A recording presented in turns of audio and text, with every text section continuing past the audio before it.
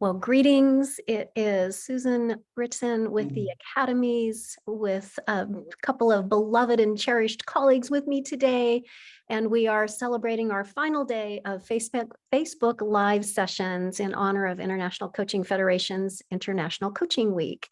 And our topic today is two simple letters, AI.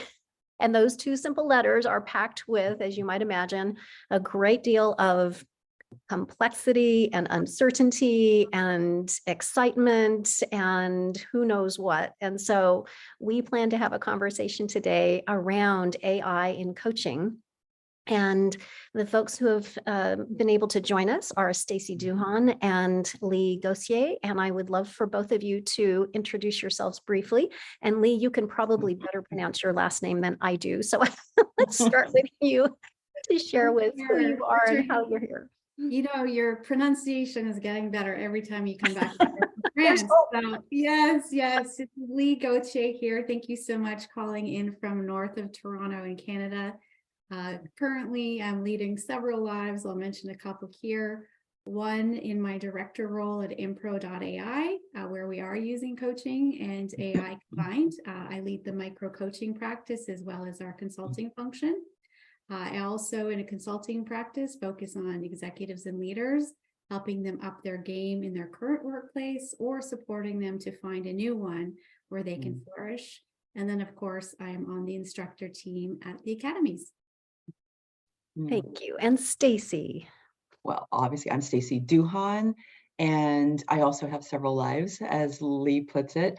I am a associate senior director of career management at the Foster School of Business here in Seattle, where I get to coach emerging leaders on their journey through their MBA program. I also have a small coaching practice, and I get the honor and privilege of working here with Susan and Leigh as an instructor, a facilitator for the Academies, the coach training program. Excellent. And we'll admit that we were on for a few minutes prior to going live, and we couldn't but not see that this topic is so related to coaching, in that anytime you move into a coaching mindset, you're looking at changing, you're looking at moving towards something that you know is out there, but you don't have all of the details filled in, the granularity of what it exactly is going to look like. And because of that, there's often some level of uncertainty, there's a level of excitement, and there's a level of unknown. And so we're going to be talking about some unknowns. We're going to be talking about some excitement. We're going to be talking about how to navigate through some of that as well. So it should be an interesting conversation here.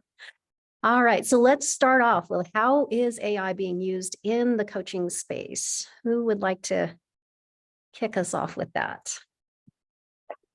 I can start with a couple of applications that I'm seeing. And so it's really varied what's going on out there. And again, as you mentioned, Susan, it's going to evolve, and it evolves every day. So we have applications where we see actual coaching being done by a chatbot, for better or for worse. We see coaching that is augmented by AI, which is exactly where I am right now, impro.ai. And then we also see AI as a support mechanism to coaches with respect to how they're building their businesses. I mean, heretofore, we've heard that, may not be true, but many say that coaches are excellent at coaching, but maybe are lacking the business development, sales, or marketing skills. And therefore, AI can come in and support them to grow their business. And or for those coaches who have a platform where they have content of some sorts, courses or otherwise, AI can also support the coach in that manner. So that's what I'm seeing. Stacy, what are you seeing? Very similar to what you just said. I might say just a slightly different way. Like, obviously, there are companies out there that are using AI as a platform, like the company that you're working for, right? But if you're just a standalone coach, you have your own private practice, I'm seeing coaches use it and with really good impact on all their marketing material, whether it be helping them generate text and verbiage for their websites, for if they're in podcasts and they want to do a summary of what their podcast is, an AI platform can help you summarize something in 30 seconds that might have taken you, 30 minutes to an hour to do. They're using it for helping them market their webinar. You put in, here's the information that I'm going to be sharing in my webinar. How would you summarize this? How would you market it? So on a very tactical level, coaches can really have AI platforms help them with all their business marketing material, which is what you were saying, Leigh.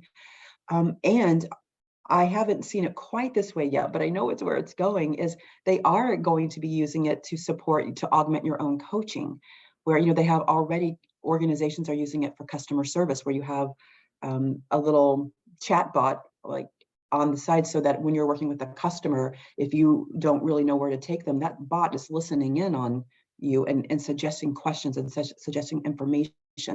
So I know that that is where, if it's not already there in some places, it is where it's going, is you'll be able to use it to support your coaching if you get stuck, right?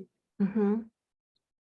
So Um, that, I'm Go sorry. ahead, Susan. No, go ahead, Susan. Yeah, so that sort of fascinates me because the suggestion of questions, it's absolutely going to be determined by the question that you might suggest is really going to be determined by what your depth of training is. And it can also need to be related to where that client is. And that's going to be a big spectrum. And it's always like, take them to the next step. You want to meet them where they are, not where you think they should be. But I was reminded very quickly of when you were mentioning the chatbot and the support, both Leigh and Stacy, you mentioned this. When we do our group mentor coaching training in the academies, and if we have an external live client that people are practicing with, new coaches are practicing with, on occasion, I will say, I may prompt you with one question privately in the chat in case it looks like you might want a little bit of a support. And so just sending that one question can sometimes get people back on track. And my personal bias would be that question be something related to the who of the coaching, so that you're really getting at what is that person's strengths and values, or the client's strengths and values. So just making connections there. Well, what comes to mind for me, Susan, when you say that, is one of the things that it is very good at doing already is you can, and I think we've both all watched some videos around, you can say, hey, I want you to act like you're Socrates. And I want you to, here's my situation, and please give me a question that you might ask based on this. So I believe that at some point in time, let's just say you oversee the academies. We have a certain brand in a certain way. Plus, everything we do is based on the ICF core competencies. With you being able to put your brand in by having, all the transcripts of all your coaching could be in there, along with the ICF core competencies, and you will be able to ask it to coach like you and ask questions in the way and in the form you would ask them, so that it can support you in giving questions that are more like how you would actually do it. So that's where it's going to be going one day. Yeah, to be on brand. Mm-hmm. And to pull in the neuroscience informed coaching that we train. Yeah, I love that. I have a funny comment. So I'm getting the comments from the Facebook Live. James Beeman, one of our faculty members, is listening in. And his comment was, I love that, Stacy. And did you use AI to prepare for today's session? So I'm not sure. I did. She did. I love it. Yeah, I did too. I mean, it's an assistant, right? And that's what I think is helpful to get our heads around, because there's a lot of groups out there. There's those who are like, this is the end of the world. There are those who say this is the best thing ever, and everyone in between. And the truth of the matter is nobody knows. We don't know. And so insofar as we can harness the technology as coaches and professionals to, focus on the deep work versus the shallow work, I think we're ahead, right? And so that's how I try to think of specifically what I'm talking about is GPT. What I try to use GPT for is for things that will save me time so that I can do the human or the coach things better. And for me, that's helping me reconcile this great divide between, for better, for humanity, or worse, because we really don't know. It is here. And so let's shape it into something that we as coaches and we as humans can use. I mean, that's my bias today, Susan, but if we watch this 10 years from now and I'm like wrong, okay, that's fine with me too. I love the fact that this is a new space. And as you said at the top of the call, we can be curious and we can admit that we don't know what we don't know. Mhm. Well, and if we're being transparent, I am not an early adopter of any technology. So obviously this has been going on for a while, for years. There's been artificial intelligence, and the generative piece of artificial intelligence is really what's taking shape right now. And the only reason I'm even jumping in as soon as I am is because it is going to be required for all the work that I do, in particular at the University of Washington, the Foster School of Business. Our students are already using it. And as a career management or as a career coach, I have to keep up with it. So I'm going into it. But as I've been reading all these articles and seeing all the different ways, not just in the coaching area, but in all the ways, I am excited and exhilarated. And like, this is going to be great. We get to live in a time right now that something as disruptive as the internet is being invented, right, and used, but it's going to be bigger and faster. But I'm also just as much terrified and horrified and worried of what the danger could be. So when I'm researching and looking and learning, it's with a lot of different emotions at one time. And thankfully, I'm a coach because I can hold all those emotions at one time while I learn and embrace, which is what we do as coaches, right? We have a growth mindset. It's one of our core competencies. It's one of the core competencies of the ICF. It's what we train our folks on. And so we're getting the opportunity to model it right here, right now, while we're moving through ourselves through this. Mhm. And interesting that you would mention that, Stacy, the way you phrased that there might be some concerns. And we actually have a comment from Anna Elizabeth via Facebook. What do you think are the pitfalls of AI when it comes to using it for your coaching business? Mhm. I can take a stab. Well, first off, coaching is around confidentiality. I mean, one of the things that we kind of take an oath for when we become coaches is the confidentiality of our clients, and maintaining that and honoring that, so that we don't communicate when we're at a networking event who our clients are. We don't share on LinkedIn who our clients are unless we have written permission to do so, right? One of the things that's going to be so very important, and it's integrity too, also working with integrity. So those two pieces kind of go together for me. When you're working as a coach with AI, if you happen to want to use it, let's just say you're not a part of some business, but you have your own platform and you want to use AI to augment your coaching, you might be putting your transcripts of your recorded calls into ChatGPT, say, for instance. That information is no longer mine with the ChatGPT. ChatGPT, and I use that just kind of universally. There's all other kinds. Google has its own version, and Microsoft has its own version, but that's just the word I use. It's now theirs. That information that I have put in is now out there for their learning.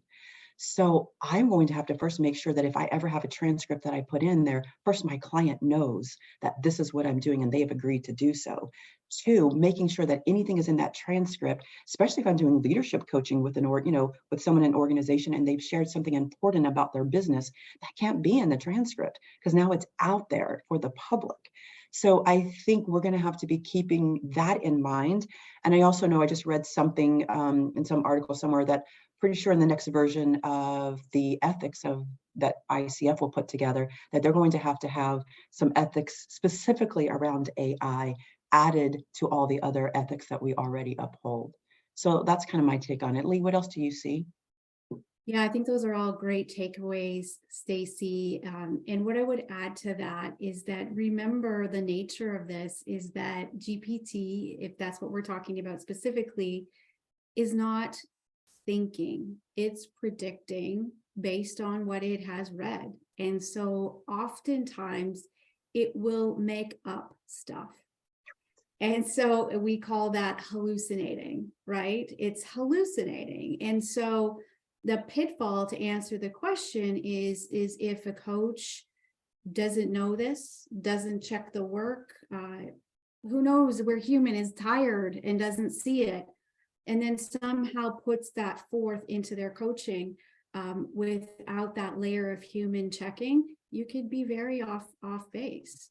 I think one of the bigger challenges is if coaches and coaching companies start to think that the bots can actually become the coach without any human interface. So in our company right now at impro.ai, we are human coaches augmented by AI.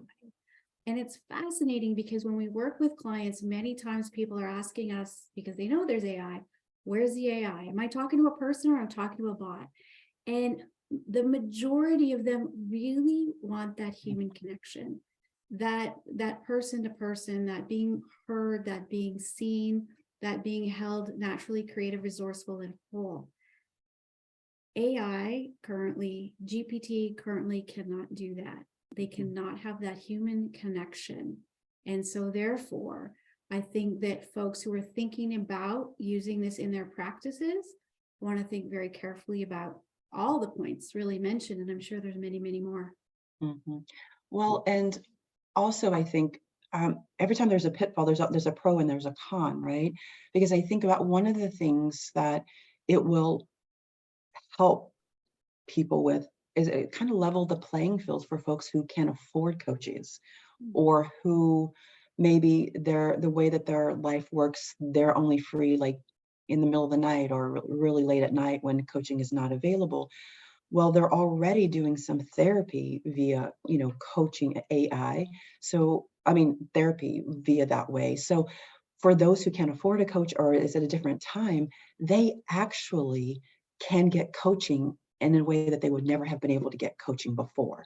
So that's the plus, right? There will be clients out there that will be using only AI to help them get a basic shift and these basic learning and growth. However, the pitfall of that part, we all know what Leigh just said, is that maybe in some basic situations that could support the client. But there's so many other scenarios where not having that human connection and being really able to understand what's being said and the nuances of the conversation could really hurt that client if they're relying on just the AI bots.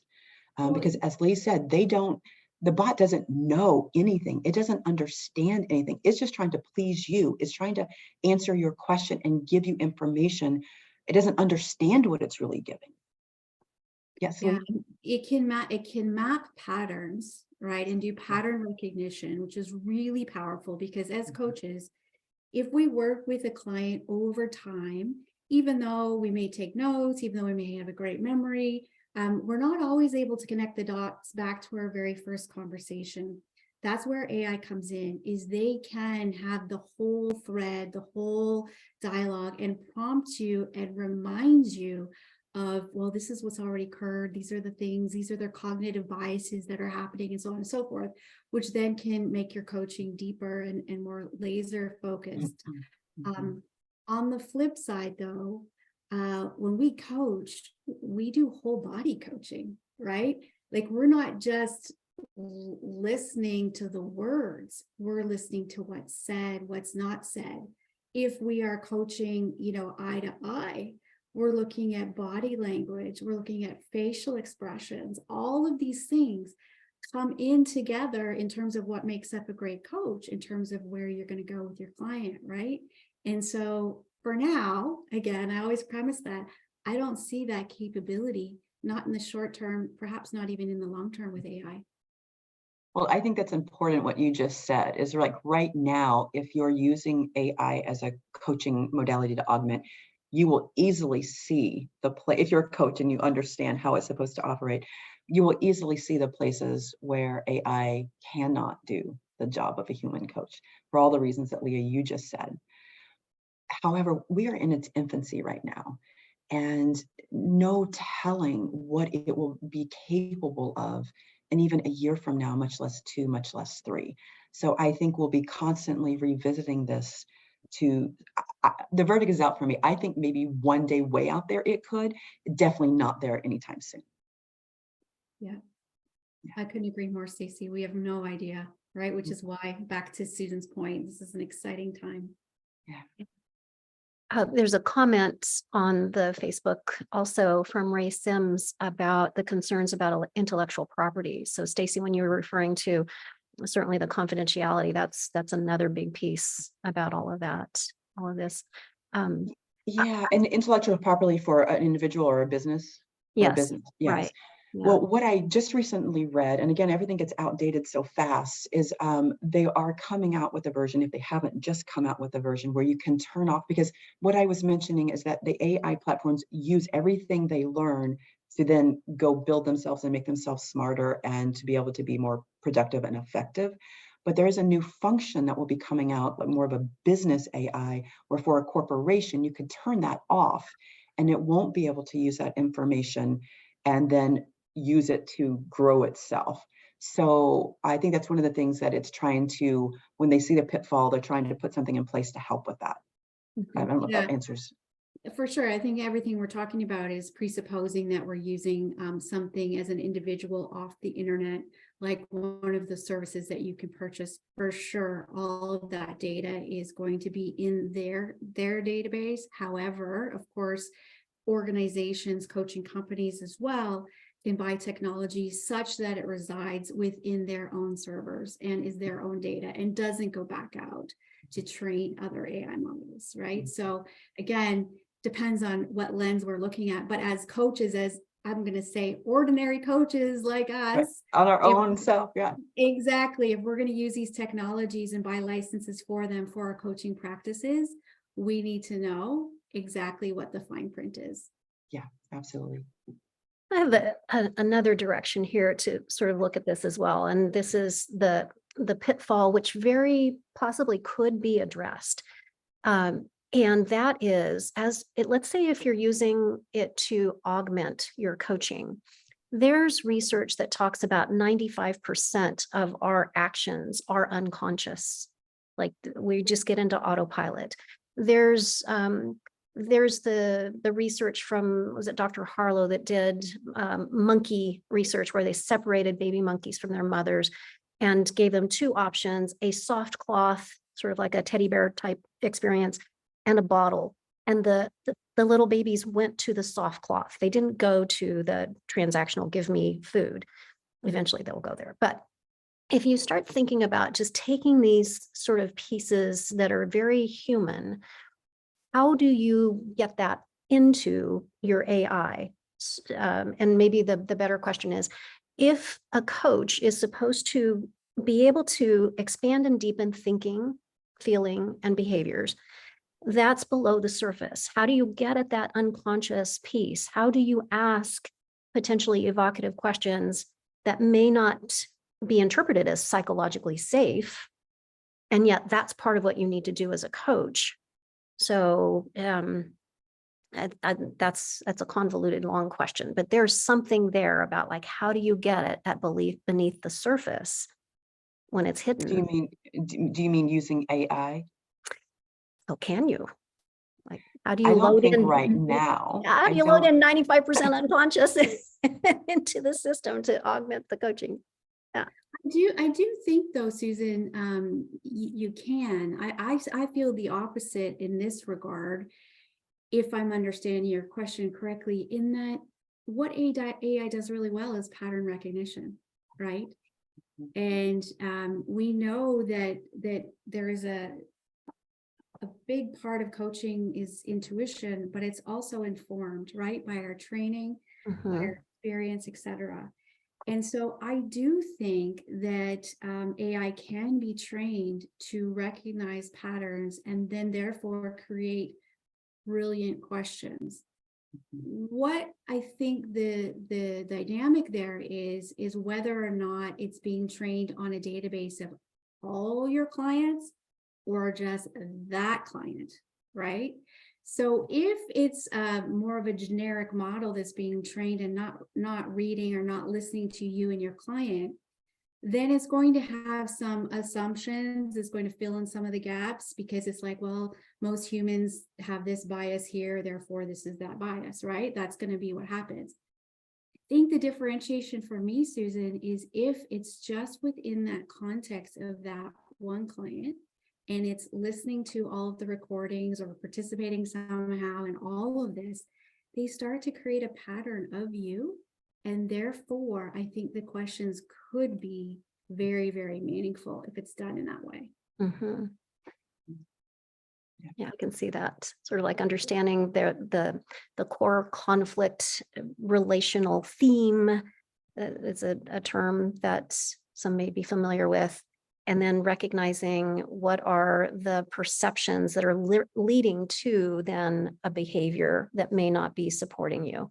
Yeah, like if I say across 5 conversations, I use a phrase or a word 5 times, and it's maybe a throwaway comment that the coach doesn't pick up, but the AI does and says, Leigh, you know that your client in the last 5 sessions have said this 5 times. There's something there.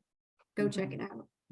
I Right? think that's the power of the AI in coaching for us. And that doesn't negate the pitfalls, Susan, that you are referring to of there's a piece of that. And we're not there yet for it to get at the level that we would ever feel comfortable as a coach right now and how we support our clients. But, you know, I think at some point in time, it may be there. I'm not ready to say that yet, but I think would be there some point.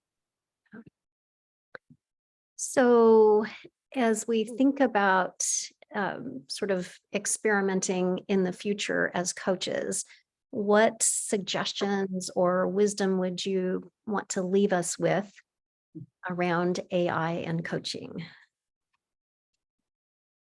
Oh,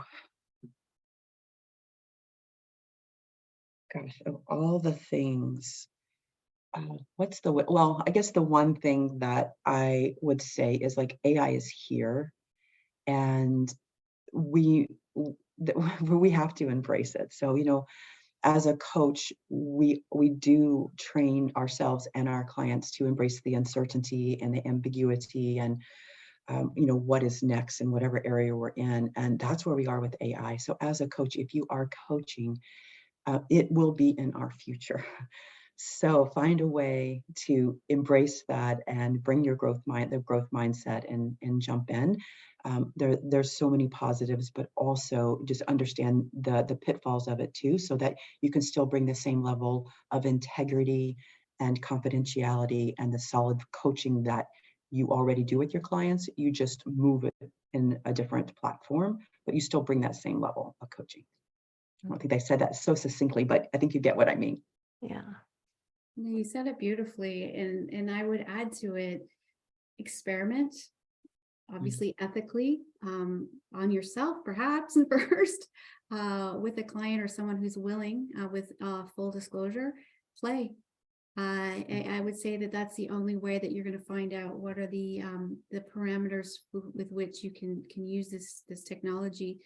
And the other thing that I would be thinking about, which I'm just scratching the surface on now, is what can it do versus I, right? So if we have a finite amount of time and we want to deliver greater value to our clients and as a profession, how can we go down that list and say, what are the things that I, Leigh Gauthier, as a coach, as a human, can do and do that well, and then sort of outsource, for lack of a better word, everything else, the shallow work, as I called it earlier, to the AI, whether it's building your practice or actually doing some of the research or some elements of the coaching.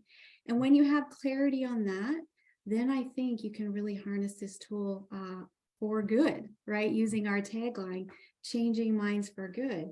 I just want to say that, as echo what Stacy just said, it's here. Let's use it ethically, responsibly, and for good.